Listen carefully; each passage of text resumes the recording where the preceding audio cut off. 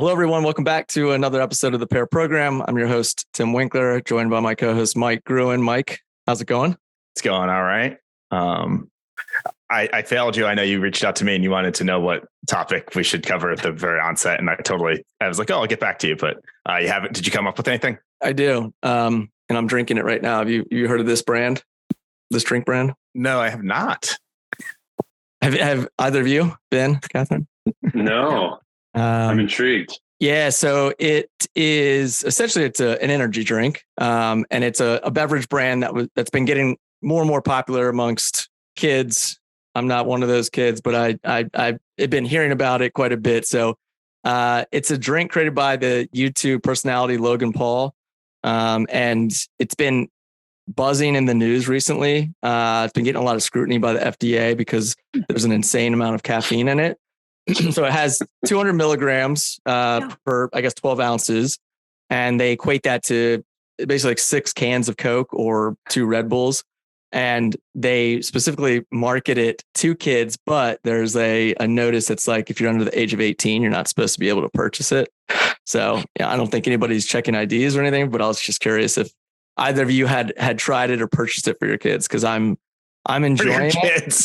And it's completely marketed to kids. You can tell, like, this one's actually called Ice Pop, right? So it's like, nice, exactly what you would think, and it tastes delicious. But by the end of this, if I'm not bouncing off the walls, then it's just a note that the prime is working its magic. But get it anywhere your cherry vapes are sold. Yeah, cherry vapes will be sold along the side of it.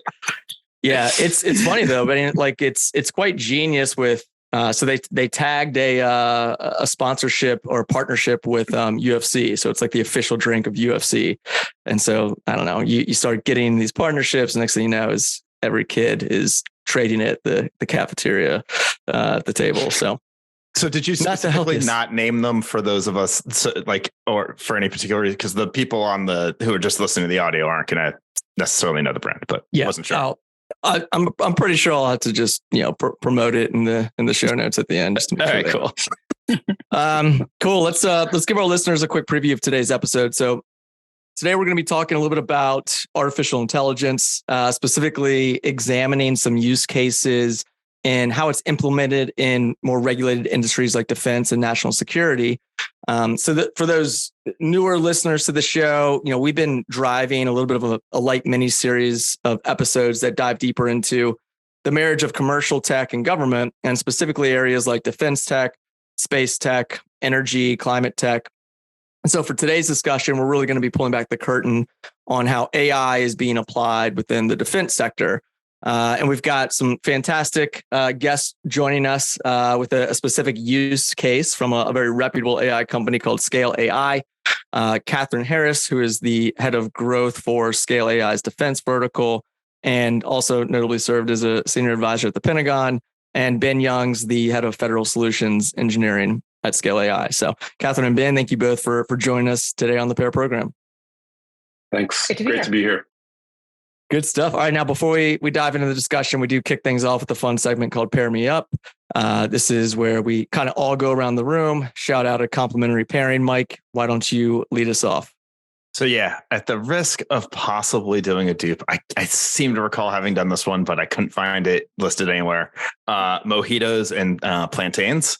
This is the time of year when I go to Baltimore. There's a restaurant called Little Havana's, and I meet some friends there. And we just sit out on the outside area, patio overlooking the harbor, and drink mojitos, eat plantains, and have fun. Sounds great.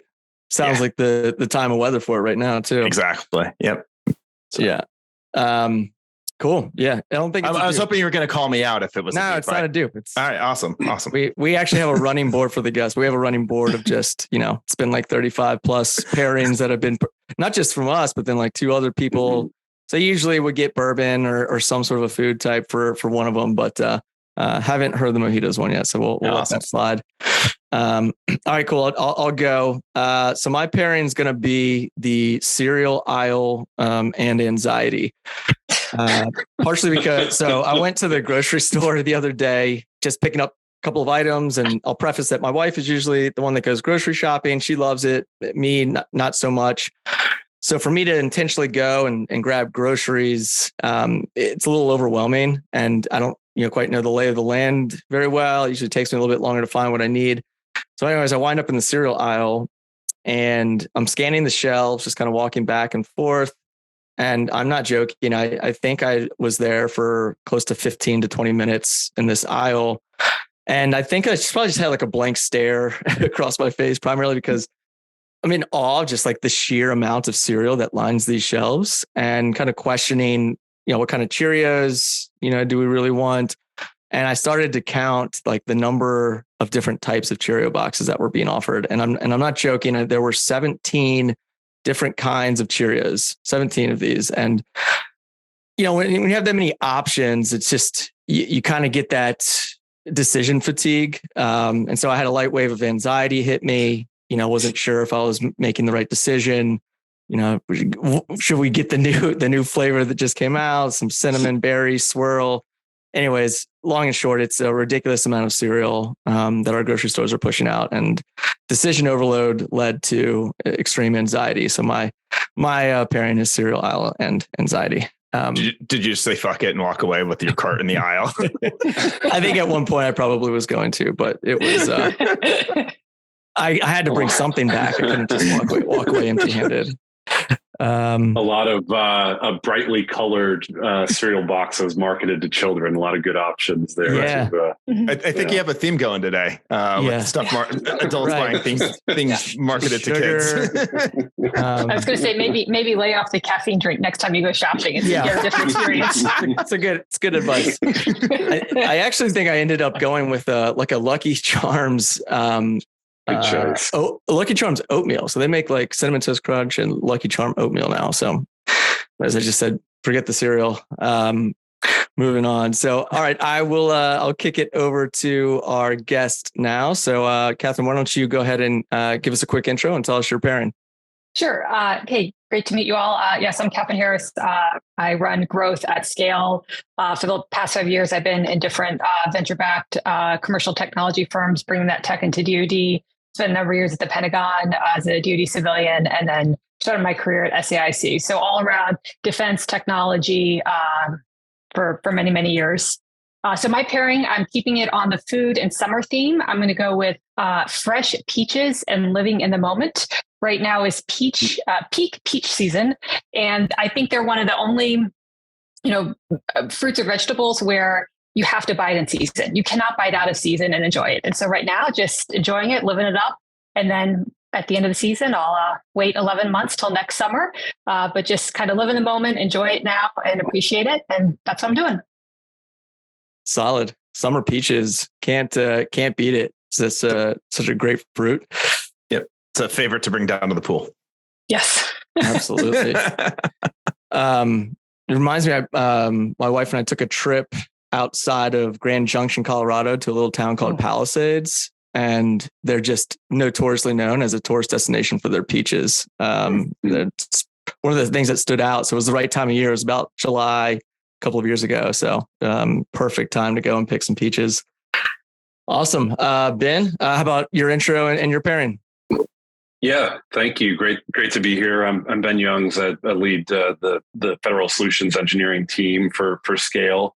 I've been with the company for just under a year. Prior to that, I was spent 6 years at In-Q-Tel, so the strategic investor for the intelligence community and Department of Defense. So I kind of did a lot of work in evaluating startup company technology, especially in the enterprise software world.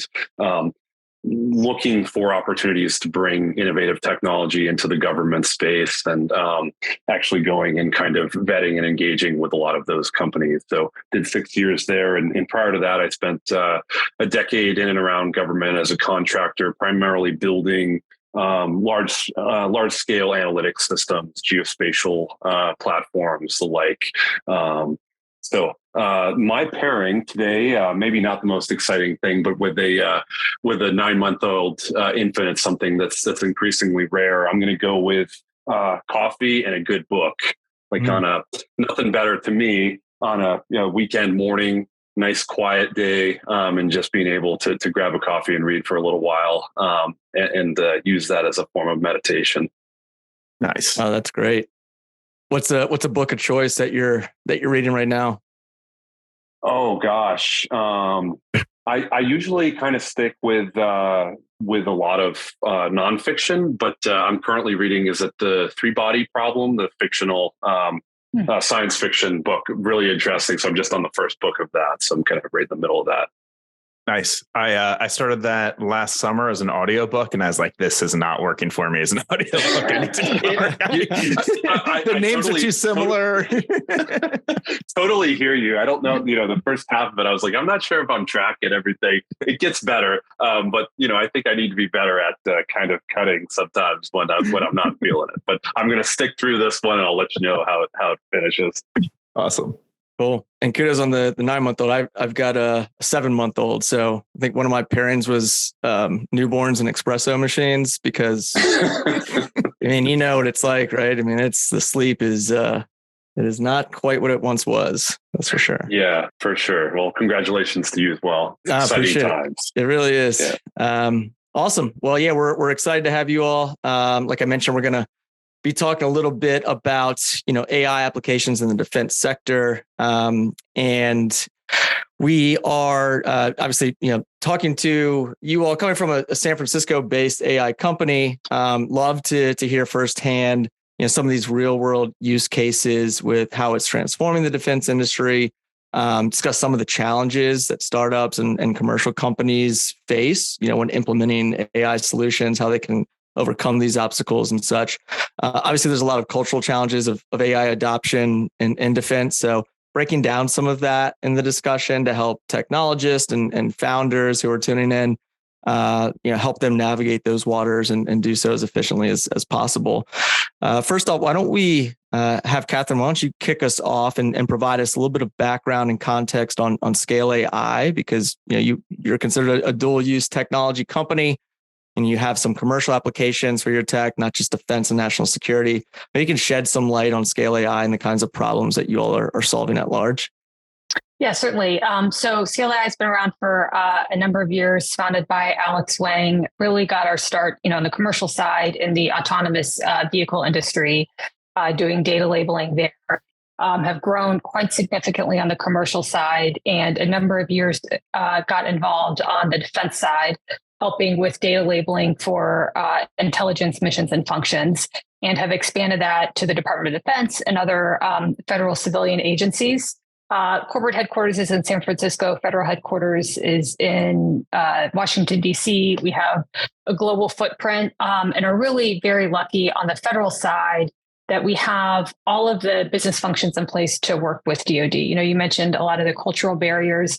There's a lot of administrative, security, business functions that commercial companies require to do work with the federal government. And we're very lucky that we've been able to invest in those and have really great federal partners to help us get those accreditations and really put our commercial technology to the full use across a range of DoD and intel missions. Awesome. Yeah, I'd love to peel back some specific projects that you all are working on.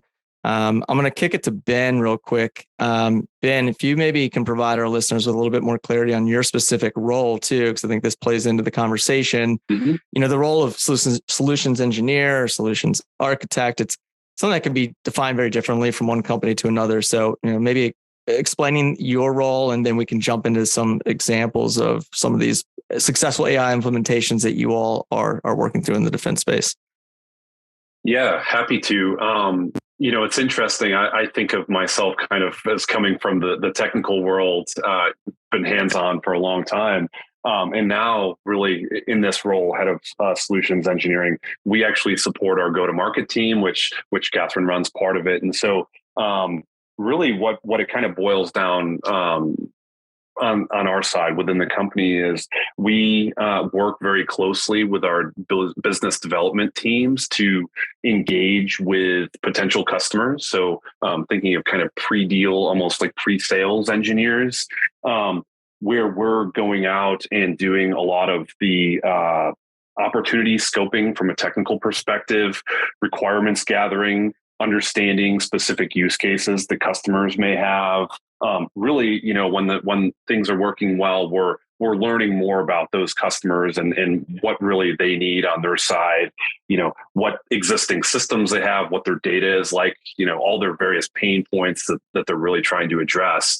And we try to absorb as much of that as we can, in collaboration with our business development partners. And then we take that information and go back to our internal engineering teams, our product teams, all of those groups, and really kind of figure out what sort of solutions and capabilities that we can bring forward. And then that can include actually building out demonstrations and proofs of concept, helping to scope specific efforts from a contractual standpoint, helping with proposals, all of that sort of thing. So wherever we can come in from kind of a first tier of technical support for our sales folks, being involved in trying to kind of figure out how we can bring our technologies to address customer needs.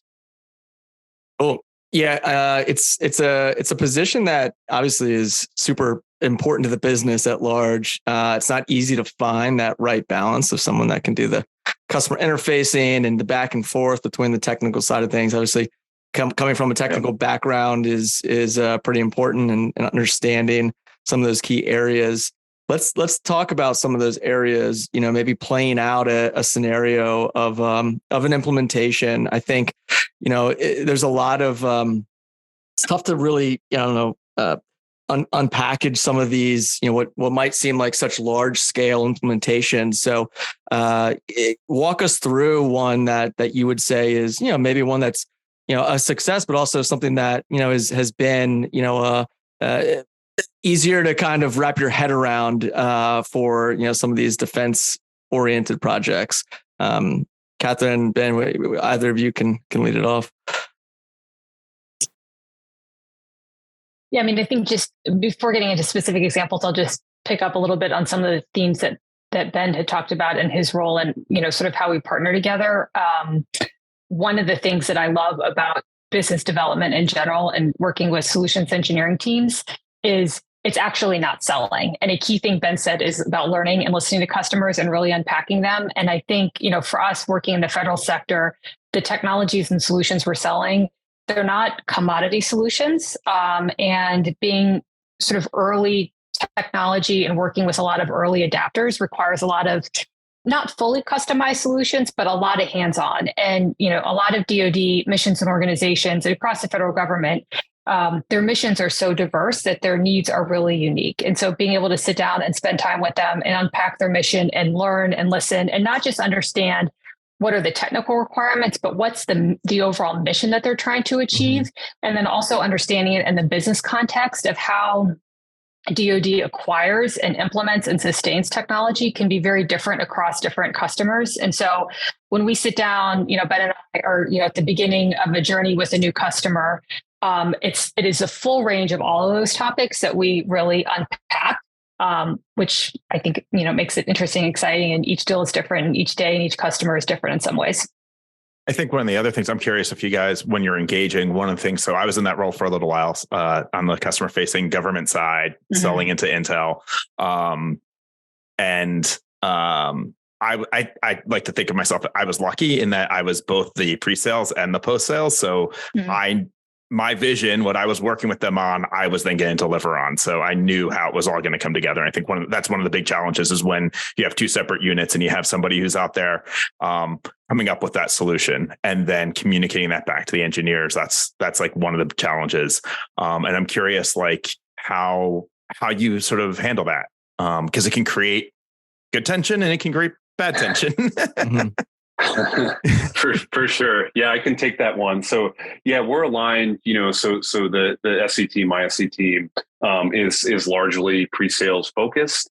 We have field engineers, that do most of the post-deal kind of technical work, of course, in collaboration with our engineering team, software engineers, machine learning engineers, that sort of thing. And quite honestly, there can be some friction there, right? So there's sometimes the tendency in some spaces to kind of design this whole thing and then throw it over the fence and say, all right, we've got a contract in place. Now you need to execute on it. It's almost like developers and ops folks, right? Like we've built the software. Now you need to maintain it.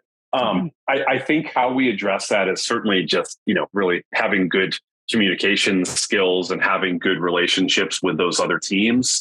But it's also having processes in place, so we're engaging, with our engineering team specifically, like they're almost hungry for this information from customers, like what we're getting from these conversations. Mm-hmm. They want to know, like, what are people interested in? What are the things they care about? Or like, why are people asking for these sort of features or capabilities? So they want to hear from us, which is a good position to be in. They want to hear that information and understand kind of why, what customers are looking for and why they want those sort of things. So that's all part of the process. We try to bring those engineering folks and the software engineers in as soon as we can in the process, and they support us every day and helping to be able to better articulate our capabilities and that sort of thing.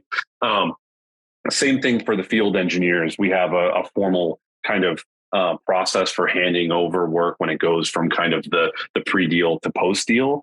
But it really does have to be not just a handoff, but kind of a continuous. We're all on one larger team, and there's going to be times where we need to surge and support our FE counterparts, and vice versa too. And I can think of a variety of examples where we've called in our field engineering folks to help us with things that help us actually go out and talk to customers, potential customers. So I think, to really the biggest two things are kind of process and communication and establishing, maybe three things, establishing those relationships with your counterparts and other parts of the org.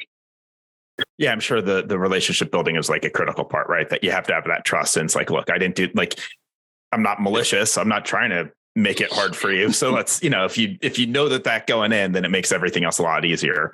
So that's cool. And I think one of the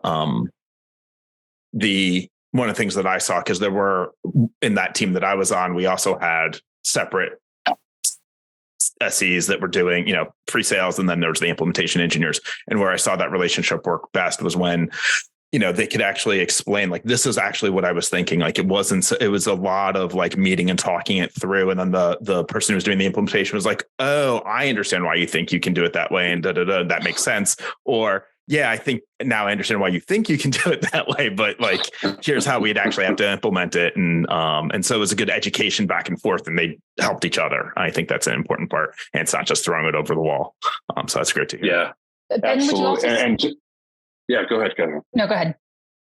I was just going to say, I think, oftentimes in a startup, there's not those kind of formal processes in place. And I think as we've matured certainly as a federal business unit, but I think as a company overall, having those processes to when we're scoping an opportunity and we're thinking about, what would this look like if we were to actually build something for a customer? Like, what would this look like? And are we asking the right questions? And we're actually kind of documenting this and having these conversations, both formally and informally, that everyone, when the process is working, everyone's kind of on the same page there. Instead of we're going to do this, we talk to the customer and hey, engineering team, go build this. I think over time we've gotten better at kind of understanding what needs to happen as part of that process. And everybody feels pretty comfortable with that. And there's no surprises there.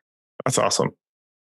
And wouldn't you say that process, I think, is even more important for a product company? I mean, I think a lot of companies that work with the federal government, they're services companies, mm-hmm. or they build mm-hmm. custom widgets that the government then owns. But, a company like Scale and many others, big product companies where we build technology, with our own resources and own that IP, and then try to build something that can service many customers, that internal feedback loop of understanding customer needs across different customer sets, building it into the product, deploying it, and having a feedback between, business development, execution, delivery, product engineering, I think is even more important.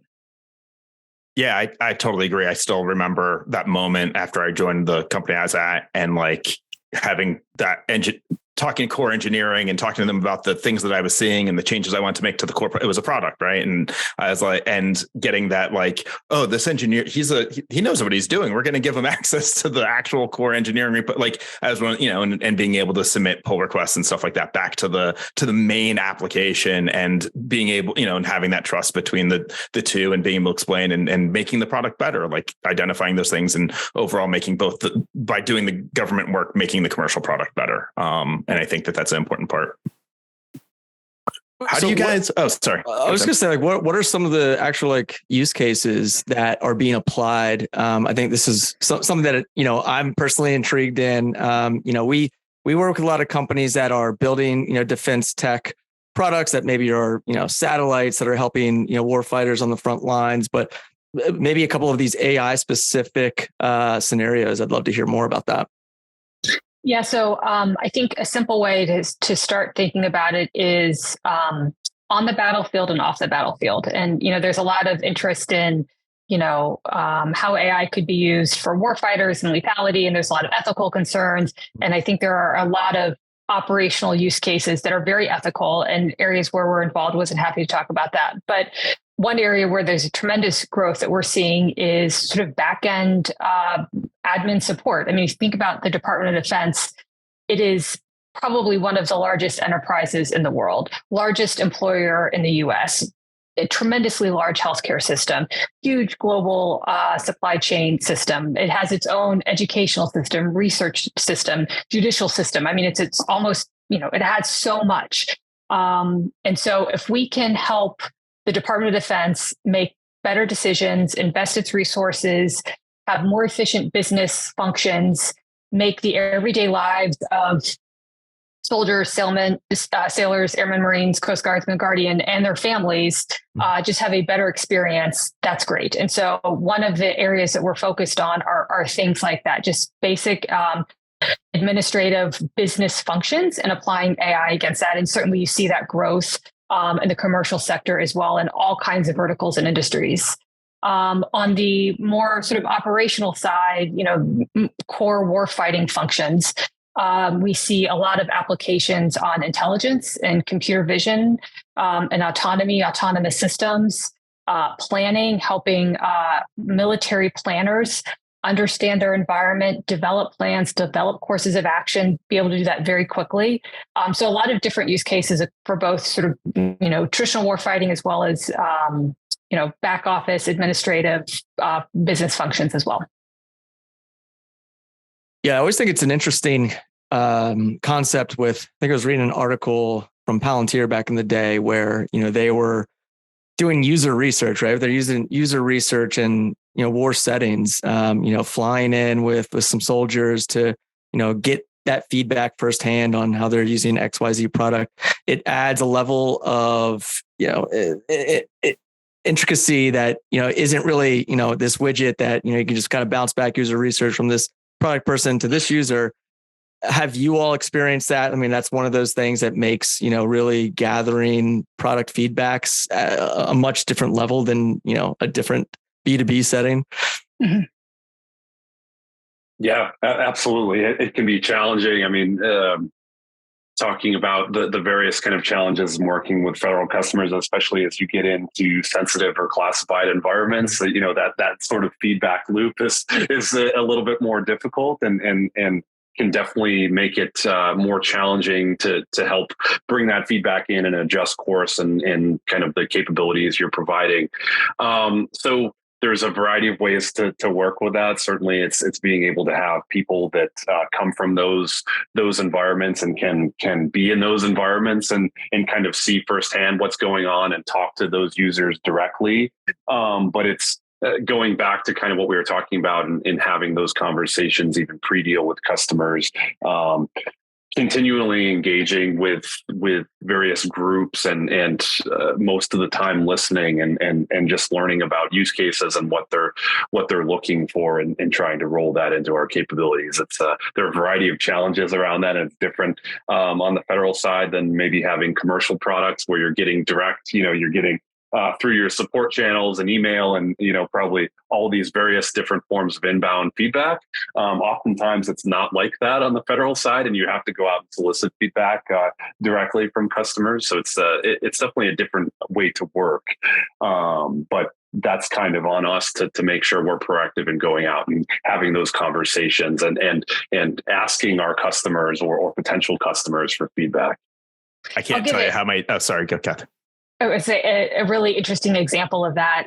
We have a contract now where we're deploying a large language model solution that end users can directly interact with. And it's intended to be used as part of a military exercise. And there's probably 10 different user groups globally distributed in all these different organizations. And it was a really interesting lesson to me of when you put a product in the wild, where users take it. And we had one user group that used it for a completely different purpose, something we had not considered. But they got a lot of value out of it and they really enjoyed it. And actually we're working with them to spin out a separate contract directly with them and have them be able to continue to use the product in a different way. And so I think sometimes, we have our ideas about how our technology and products can be most useful, but actually putting it in the hands of users and letting them run with it, they surprise us. And I love that. That's awesome. That's actually sort of what I was going to ask about was like, I know from my experience, again, the people I most likely talked to was not the operator, but someone who was someone else. So it always felt like I was working with gloves on. Like I never got to talk to the end user. And it was always a very difficult dance. And then when we finally did, I got all the clearances and we got all the things and we finally got to talk to some of the analysts that were using our product and I was like, oh, wait, that's not what I meant. And it's interesting to see that that's just the way it is. And it's something you have to be prepared for. That's awesome. Yeah, Ben, your background was really fascinating to me. With your experience at In-Q-Tel, and correct me if I'm wrong here, but what you're looking across like the portfolio and determining, which of these technologies from these companies can best serve these different agencies across defense, national security, intelligence, and how maybe explain to us how valuable that experience was when you're now working internal for a product company and how you're using that experience to benefit how Scale does business, within defense and national security. Yeah, for sure. So I focused on enterprise software and largely infrastructure type technologies. So you can think of cloud and dev tools and those sort of things. But it was tremendously beneficial, first to get a broader kind of understanding and access to a variety of different customer groups. So certainly it was pretty much all of the intelligence agencies in the country, a wide variety of Department of Defense organizations, to include additionally federal law enforcement and those sort of organizations as well. So I had before working at In-Q-Tel, a fairly small sliver of experience with some of these groups, which was great. But then to kind of be able to see that across the board and how the challenges and kind of use cases from one organization to another, that was really, really interesting just to see kind of how broad, in a sense, the types of work these groups are doing, but then also at the same time kind of looking at it and then like realizing that all of these organizations in a lot of ways have the same problems that any large commercial organization would have, with kind of the added challenges and restraints and dealing with sensitive information and, not being able to be connected to the internet all the time, all of that sort of stuff.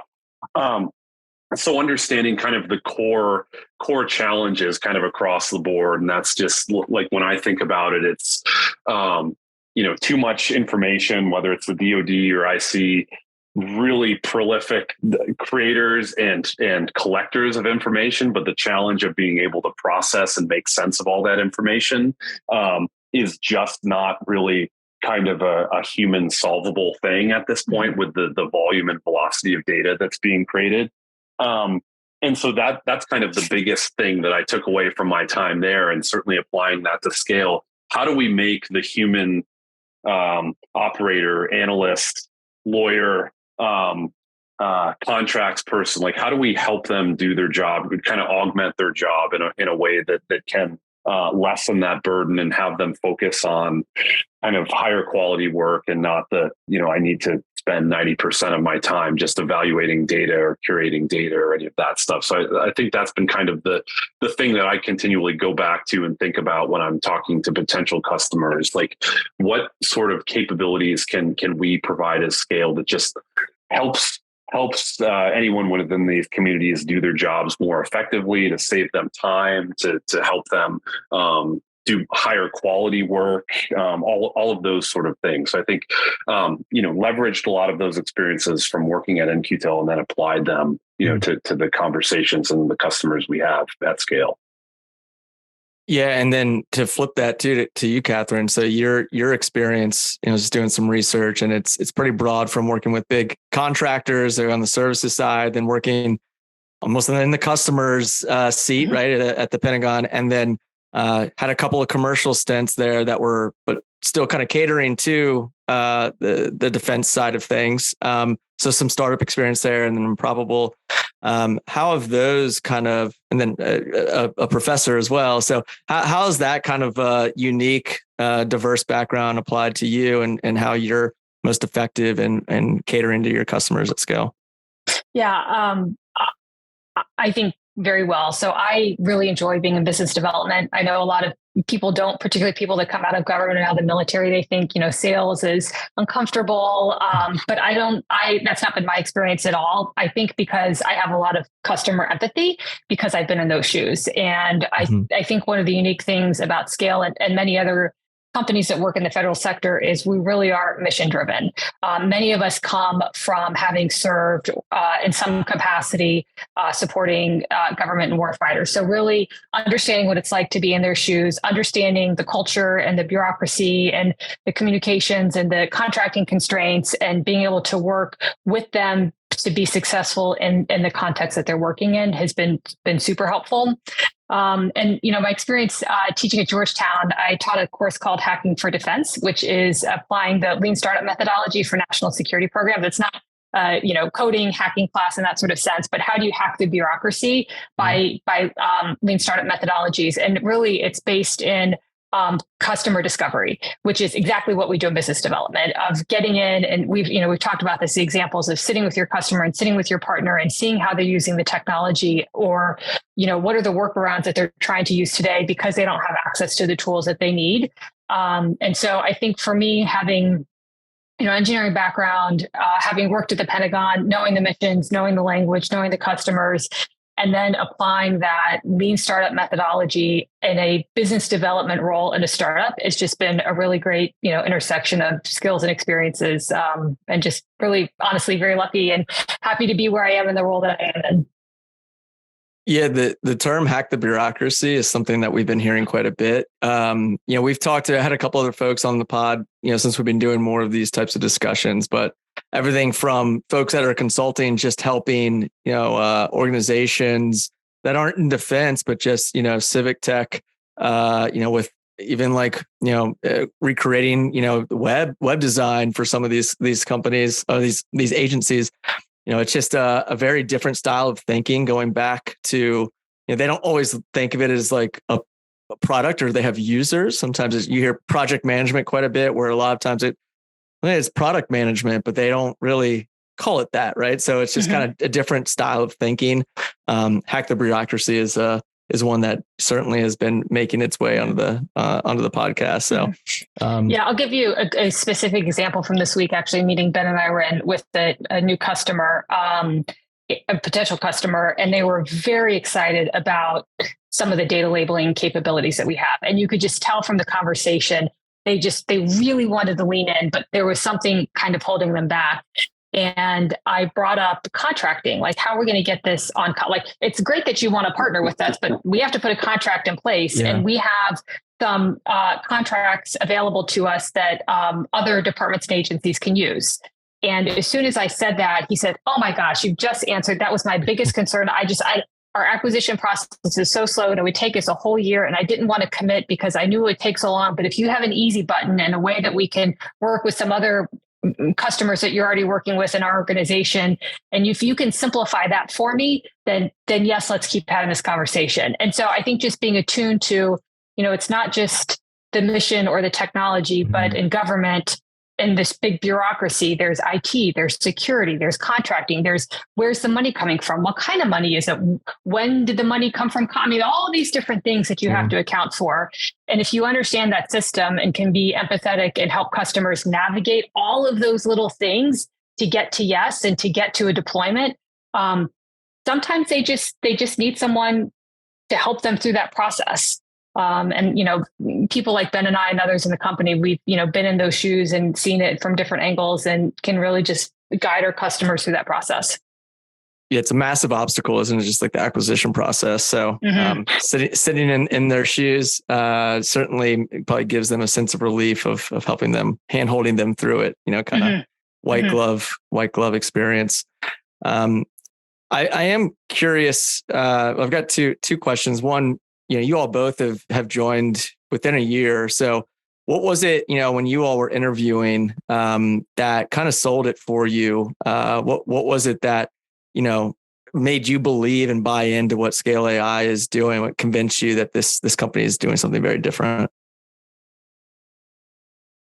I can start with, as after 9 months on the job here, I think, when going back a year or so, when I was having conversations with various people kind of looking at this role, I think, I thought I had a pretty good concept of kind of the landscape of technology in the federal space and what's getting traction and what's not, and what should be getting traction, all those things. And I felt like AI for quite a while, or machine learning and AI, I think were things that people talked about, but there wasn't significant energy around that, right? It was like, yeah, sure, we'll do this, but not really putting the effort in on the federal side. And so I think what was exciting to me, just from kind of a technical perspective, was like the time seems right broadly, but also in the federal space where people are actually thinking about this, and they've kind of gotten to that moment where it's like, oh, this is real, and there are ways that we can apply this. And if we don't do it, we're going to fall behind, whether that's our adversaries or fall further behind than the commercial world.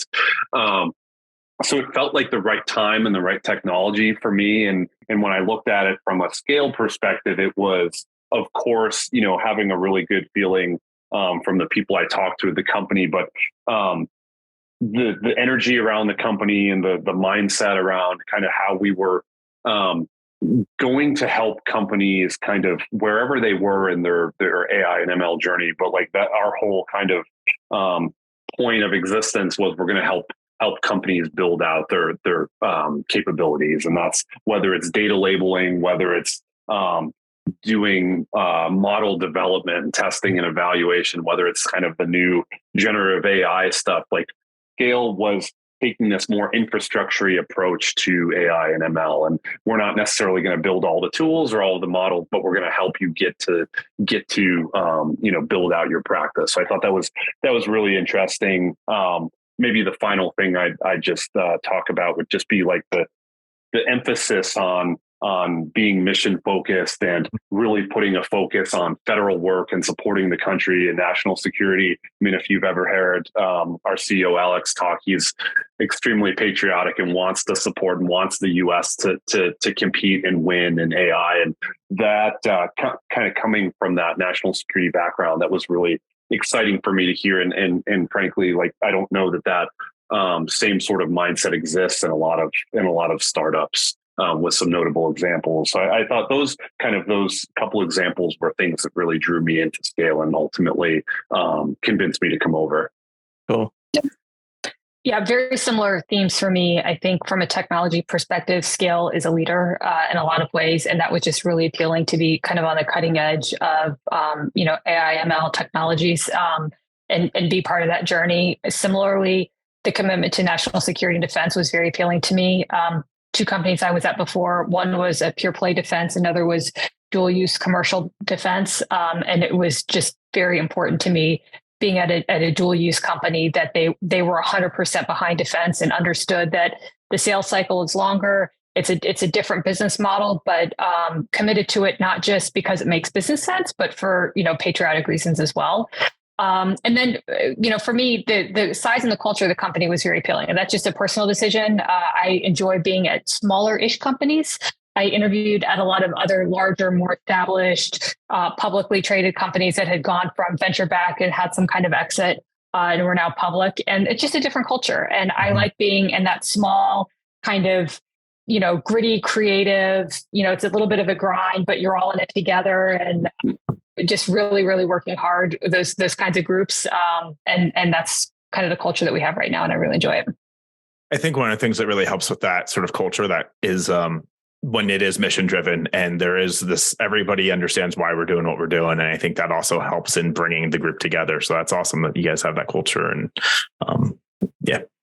And we hear this term a lot of operating like a startup, but you've got the stability and backing of a large organization and some, resources at your disposal to really implement and be innovative. I think that is nice because the flip side of being, in that small, scrappy startup, if you look at what's happening in today's market, right? One of the reasons that we're pushing more of this content is because there's a huge level of instability in early stage commercial startups that are looking for ways to, technologists are looking at and interested in defense tech because there is a level of, spend that's going to get applied to this market. That's necessity. So, being able to, what's the size of scale? Do you have like a ballpark head count where the company sits? I think our federal sector is about 100 people right now. Okay. On the commercial side, I'm not sure. Yeah, 600 plus. Definitely a later stage startup, both from funding and overall size. So this is the first startup I've worked for. Kathryn definitely has more startup experience, but I've worked around a lot of startups over the last several years and have seen, a lot of companies go under. I've seen a lot of companies really, really try to push to get into the federal space. And it's really, really hard for a variety of different reasons. And so I've seen a variety of companies that have, attempted to make that push into the federal space and maybe do that for a year or two and have some success, or some teams that have ultimately made the decision to de-emphasize or altogether kind of leave the federal space just because it is that difficult. And it's really important that we have startup companies and innovative technology that want to work in this space and can work in this space. But I think oftentimes companies don't appreciate how difficult it can be able to work in the Fed space, or don't have the patience to work in the Fed space, or whatever the scenario may be. But it's really critical, and I'm glad to see this more recent push of defense tech and national security tech and Fed tech, all of those sort of things. Really important. But I think there's still a long way to go in making it easier for companies to engage with the government. For sure. It's interesting to see the different applications from, what's stemmed up from the war in Ukraine. We're seeing a ton of emphasis in like drones or very low Earth orbiting satellites. That has been a space that has really taken off, just also with the most recent advancements in space travel, like reusable rockets and whatnot. It's interesting to see how those technologies are really changing so fast. We've had some really interesting companies and guests come on that are, really scrappy, small companies, but, they're doing really big deals with large organizations in the government because there's a need for it. And I like the other piece of that is like there's a want. They know they need it and they want it. So how do you break down that barrier? And so our hope is to, if anything, from making this content is to help educate and give folks some motivation to know that it can be done. It just takes a little time and a strategic process to put in place. But I think that's all for the main discussion. I've got more questions, but I want to be mindful of the time and jump into this last segment here. So I'll transition us into our final segment. So it's called the 5-second scramble. I'll ask each of you a series of questions. Try to give me your response within 5 seconds. We're not going to air horn you off if you go over. And some will be business, some will be personal. I'll go ahead and start with Ben. Ben, are you ready? Yes, let's do it. All right, let's do it. Explain Scale AI to me as if I were a 5-year-old. We build infrastructure for teams to be successful in AI and machine learning. How would you describe your culture? Go-getter culture. Do what needs to be done to get the job done. What kind of technologist would you say thrives at Scale AI? Someone that's adaptable, that has that kind of intellectual curiosity, that likes to learn about a variety of different things. What can folks be most excited about for Scale heading into 2024? Man, I have to mention generative AI and our large language model work that we're doing, and just the amount of energy and excitement that's around that. I think the things we're doing specifically for our customers, national security, is a huge step forward for them. So I'm really excited there. Nice. If you could have any superpower, what would it be and why? Gosh. I think I'm at the limits of how much information my brain can hold in at my advanced stage now. I'd love to have a more significant memory capacity. That's a great answer.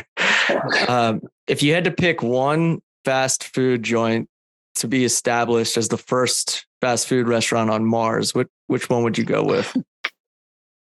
Oh, I don't know. This might be against their kind of geographic and regional rules, but I'll go In-N-Out Burger.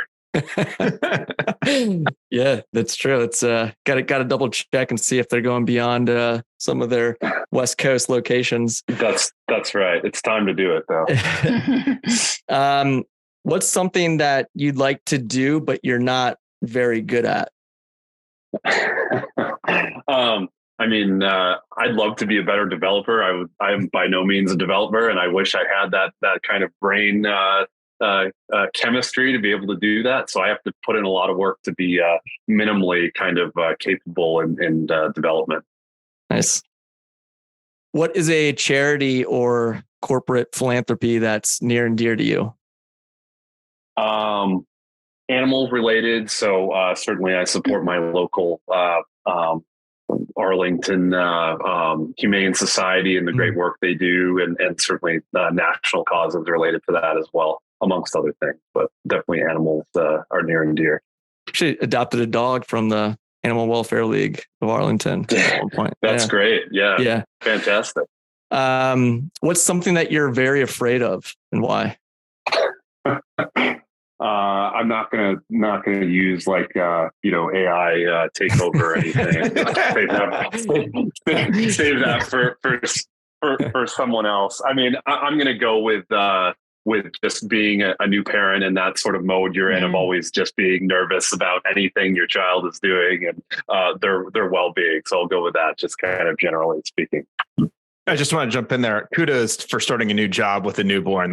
So did you do a trifecta and buy a house at the same time? Yeah. No, luckily, but I will say the timing was really interesting for sure, and it was a life experience that was challenging but rewarding all at the same time too. Awesome. Yeah. Unintended. Yeah.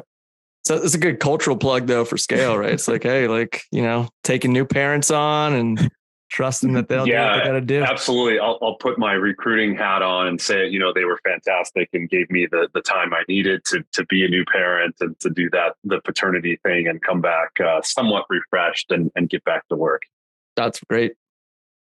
All right. Last question. So who would you say is the greatest superhero of all time?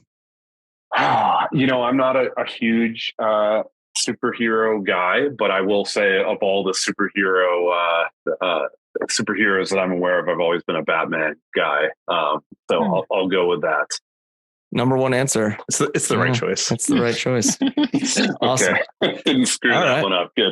Good answers, Ben. Thank you. All right, Kathryn, are you ready? As ready as I'll ever be. Okay, let's do it. So What is your favorite part of the culture at Scale? It's very collaborative. I think we talked about that between engineering, business development, marketing, delivery teams, IT security. It really feels like we're all in it together. When you went through the interview process with Scale, what's something about that process that you felt was unique? I felt that's a great question. I had a wonderful experience. The recruiter that I was working with, I felt like it told it to me straight. I mean, everything was very transparent. There was no bait and switch. Once I got inside the company and started, it was exactly as I expected it to be. It was a very transparent process. Cool. Aside from defense, what commercial use cases in AI are you most excited for? I think, and I don't know a lot about it, but healthcare and biology and medicine, I feel like it could be extraordinarily, transformational applications. Cool. Who is your biggest role model? Ooh, that's a good question. I have a lot. I'm at a point in my life now where I have a lot of peer friends who are just doing amazing things, women that are in different roles, a lot in STEM, medicine, business owners that are just really crushing it in the market, but also in their family lives and their personal lives and really well balanced. And so not any one person, but sort of a family of friends and role models across different industries. Cool. Nice. What is a charity or corporate philanthropy that's near and dear to you? I focus a lot on engineering education, and particularly women in engineering and STEM, and trying to grow those fields and disciplines and just help others kind of come up through the ranks. Awesome. Layup here from the initial pairing. What is your favorite cereal? I'm not a cereal person. Good for you. Yeah, I don't. I'm an avocado toast and scrambled eggs for breakfast person.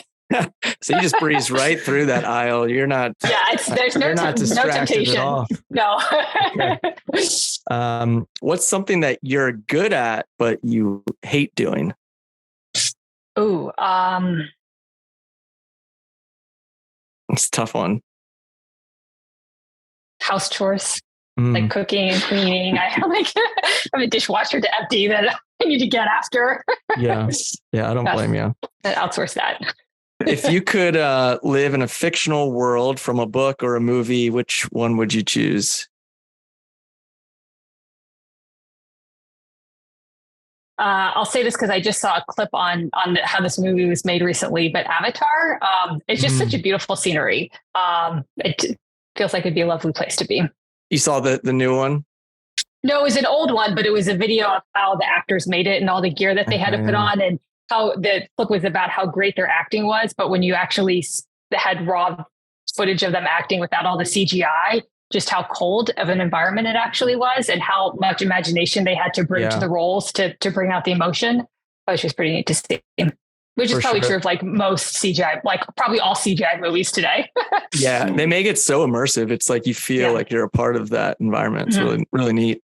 Mm-hmm. What is the worst fashion trend that you've ever followed? There's so many. So, they say like the early 2000s trends are coming back with like the low-rise jeans and all of that. And I would say probably that fashion trend. Everybody's got a good answer for that question. Although I will say, I think you're the first one that said, "Oh, there's so many," as opposed to so That's true. That's true. What was your dream job as a kid? Oh, I wanted to be an astronaut, hands down. Very early on, that was the dream. Nice. That's a great answer. And then last one, favorite Disney character. Ooh, that's a good question. I don't really watch a lot of Disney movies. I just recently watched, this is an older one, but I think it might be a Pixar movie, Inside Out, about a girl and all of her emotions and how they take on different characters. And I just thought it was the way many Disney and Pixar movies are both great for kids, but when you watch it as an adult, it sort of hits differently. And I was just really impressed with that. Cool. Awesome. Well, that's a wrap. Those were great answers from both of y'all. Hopefully it wasn't too intimidating. I wanted to thank you both again for being great guests. And, I know we're excited to continue tracking the innovative work that you guys are doing at scale and be doing for years to come. So appreciate y'all spending time with us on the pod. Awesome. Thanks for having us. Thanks. Yeah, thanks for being here. Thanks so much. A lot of fun. Appreciate it.